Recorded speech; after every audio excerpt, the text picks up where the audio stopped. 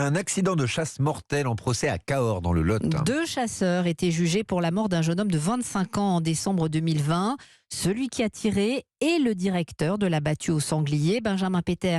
Vous avez assisté à ce procès pour Europe 1. Une peine de 6 mois de prison ferme a été requise contre les deux hommes. Oui, l'un a appuyé sur la gâchette, mais l'autre a tenu le fusil. Ce sont les mots du procureur. Pas de consigne claire avant la battue. Des chasseurs qui se déplacent sans même qu'ils le sachent. Vous n'étiez pas directeur, mais spectateur de cette battue, assène le procureur. Lui se défend pourtant. Je ne peux pas être derrière chaque chasseur sans jamais un mot d'excuse.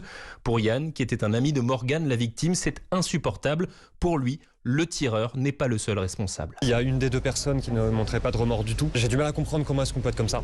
Mais le tireur, même si j'ai énormément de mal à regarder cette personne même de dos, je pense qu'on peut exprimer de la peine pour cette personne. C'était un accident, mais par contre, oui, tout ce qui s'est passé autour, c'est dégueulasse. Il n'y a pas eu de conseil, il n'y a pas eu d'entretien, aucune règle respectée. C'est dégoûtant juste. Pourtant, ce ne doit pas être le procès de la chasse, martèle l'avocat de la fédération départementale qui s'était porté partie civile.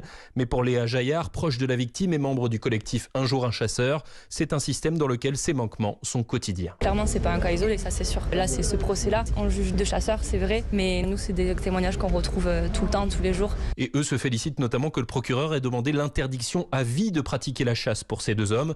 Le délibéré sera rendu le 12 janvier. Benjamin Péter à Cahors pour Europe 1.